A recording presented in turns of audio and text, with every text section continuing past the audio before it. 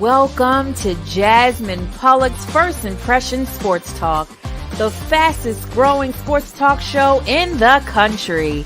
And now, here's your host, Jasmine Pollock.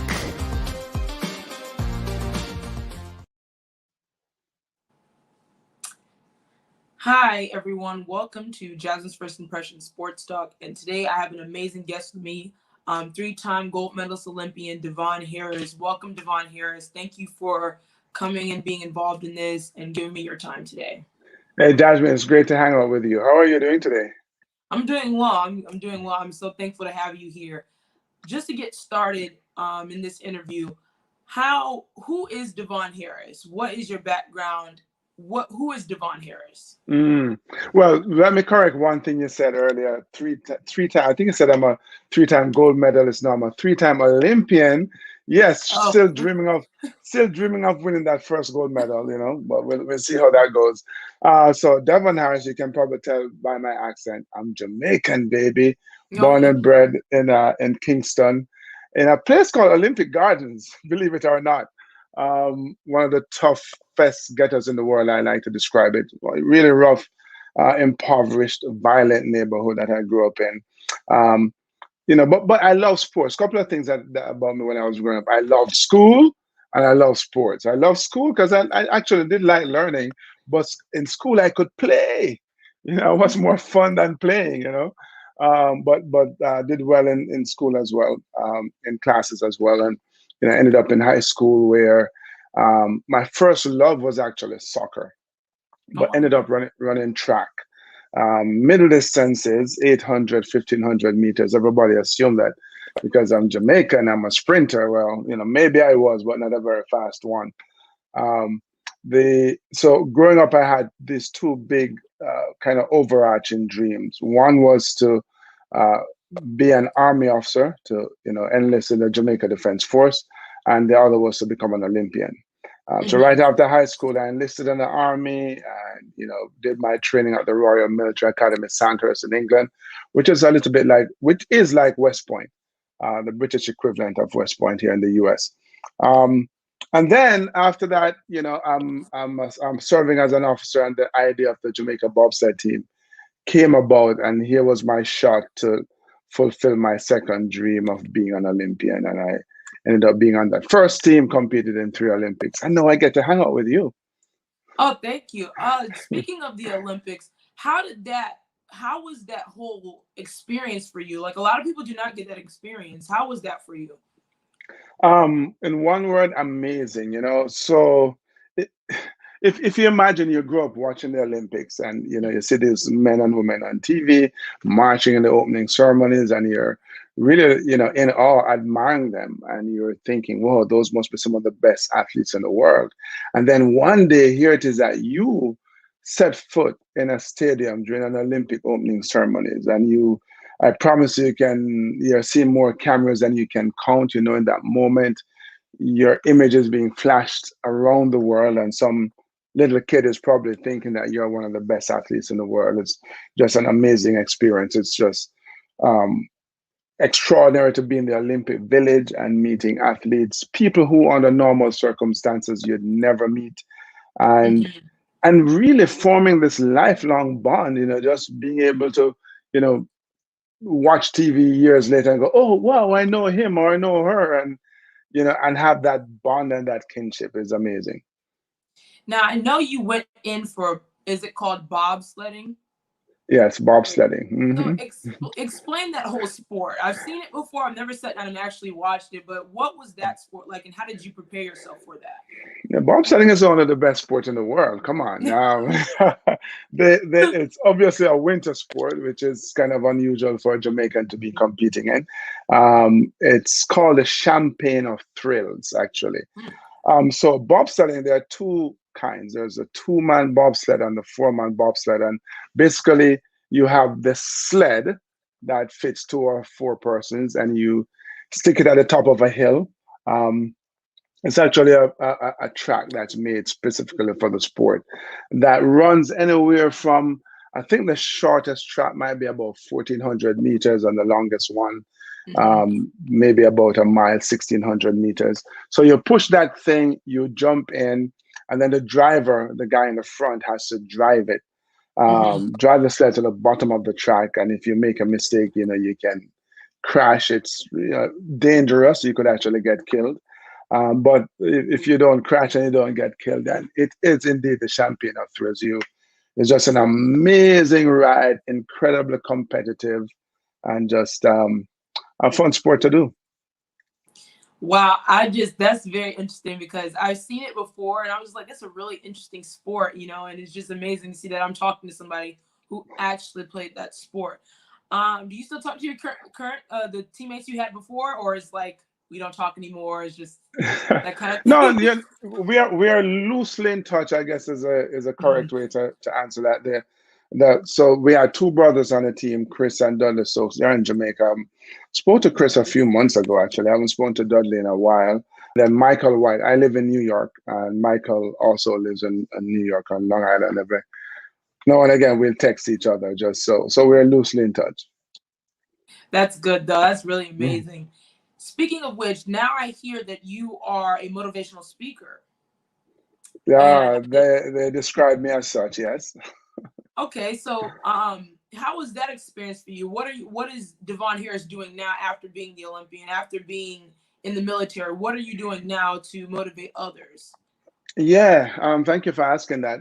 So I get to travel around the world a little bit, not so much now because of COVID, although things are opening up, and get to grace the stages and share my experiences and the insights from those experiences. So, thankfully I've had a set of life experiences that really connects with people on so many different levels. So I'm able to speak about teamwork and leadership and diversity and pursuing the dream and overcoming obstacles. My favorite phrase, as it says here on my shirt, is to keep on pushing. So that's my challenge, using analogies from bobsledding, of course, to talk about how all of us have a responsibility really to push ourselves beyond where we find ourselves, and to recognize that this journey of life is filled with many twists and turns and changes, and you have to be adaptable to those change, and at the same time, work to overcome the challenges that we inevitably will face in our lives. Absolutely, I agree with that, and it's very amazing that individuals can talk to someone who has a long career like you've had, being in the military and being an Olympian. A lot of people don't get that firsthand experience at all. They just go into the Olympics and just think, okay, I'm practicing, and they'll never have that person to talk to who was a former Olympian. What are some places that you traveled, and what was some of those experiences talking to different people? Have you spoken to different Olympians currently? Yeah, so I think let's start with places I've traveled to and spoken. So I've traveled and speak mostly in the US, across the US, but Europe, the Caribbean, the Pacific Rim, down in South America as well. So it's kind of cool. I love traveling. I absolutely love meeting people. So if you're not going to be an Olympian traveling and meeting other athletes around the world, I guess the second best thing is to be a motivational speaker, meeting people from around the world. So that's amazing, and I absolutely love the opportunity when they present themselves to be in a place where I'm hanging out with former, or I'm going to call them current Olympians or future Olympians. It's the energy in those rooms are amazing, because they're those people that you watch on TV and you think they're amazing, and they are amazing athletes, and you get to hang with them and just chat as peers, and then they're the ones who are kind of upcoming, who you can see the fire and the hunger in their eyes as well, and remind you of when you were competing, and you get a chance to be a mentor of sorts to them. So it's a win-win all around, I think. Absolutely. Speaking of the Olympics are a couple days away. So being that you were a former Olympian, what is some advice that you give? I know everyone's nerves are kind of like, oh my gosh, I'm going to be on this big stage in Tokyo. Hmm. What advice could you give to future Olympians and the Olympians that are playing in a couple of days? What advice could you give them, being that you're a former Olympian? Yeah. I think the first thing is really to enjoy the entire experience. I don't know that there's any nugget I can give them in terms of competing. They know what they need to do already. They've been doing the sport for years. They've trained, they've prepared themselves, their mind, their body, their souls to be at the Olympic Games so they can execute. Um, the challenge, I think, is getting there and getting so wrapped up in what you're there for, the competition. And I'm not saying Right. it shouldn't be, but don't lose the chance. And I know it's COVID, and it's Hmm. obvious it's going to be a very different experience from when I competed. But as best as you can, don't lose the chance to form those bonds with your fellow Olympians. It's going to be an amazing experience.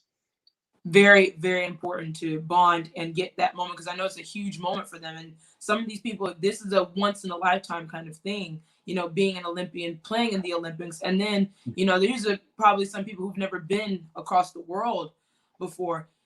Speaking of COVID, do you think that we'll still have the Olympics? Because there's still some sort of question marks about that, and we've had some outbreaks still. Do you think the Olympics will still occur? I think so. I mean, it's a really challenging time for everybody, from the organizers all the way down to the athletes themselves, and it breaks my heart, seeing some of the reports about athletes being testing positive and really can't compete. That does really suck, But Mhm. welcome to life. But so having said that, I think that they're going to find a way to push through and stage the Olympic Games. And I just want to encourage the athletes who are there to take as many precautions as they possibly can. You know the deal: wear your mask, Yeah. wash your hands, don't touch your face, practice, distancing and that kind of, as much as you can. Please, please, please be careful. Absolutely. I really hope we do have it, because there's amazing athletes. And speaking of the amazing athletes and the amazing sports we're going to watch, what specific events will you be watching? And are there any current Olympians now that you're looking forward to seeing? Well, come on. Yeah, I'm from Jamaica. I'm going to be watching the sprints, baby. Oh, yeah. Um, there are some really exciting young athletes, and obviously some veterans as well. I'm heartbroken that Shakari Richardson isn't Mhm. competing. Yeah. She's a badass. Can I say that? She's she's really talented, and I would have loved to see her compete. Yeah. Oh man, I was just reading about her. Forgive me, I just forgot her name, but the new world record holder in the 400-meter hurdles, the American girl, um, and and the former Olympic champion. That is going to be a nice race. They are really competitive, and of course, I'm looking forward to seeing my Jamaican countrymen do their thing. Johan Blake. Um, uh, Fraser Price, Mhm. Elaine, all of them. They're gonna, they're gonna kick up some ass as well. Oh yeah, there is a lot of speed on the Jamaican team, a bunch of speed. I've seen it time and time again. But speaking of Shakira, I really wish we could have seen her, because I think she was on it. I really do. But Devon, that wraps up our interview. I want to thank you so very much for giving your insight, for giving advice to the future Olympians, to current Olympians, and just giving me your time. Thank you so much for being here. No, it's my pleasure. Thank you so much for thinking of me, inviting me. It was great chatting with you. Want to wish you best of luck with the show. It's amazing, guys. Make sure you tune in every Monday, 8 p.m. Eastern, to Jasmine on her First Impressions Sports Talk. It's Thank you so it's a much. wrap. And thank you to the audience for tuning in. And thank you, Leon, for producing. See you guys next time here on Jasmine's First Impression Sports Talk.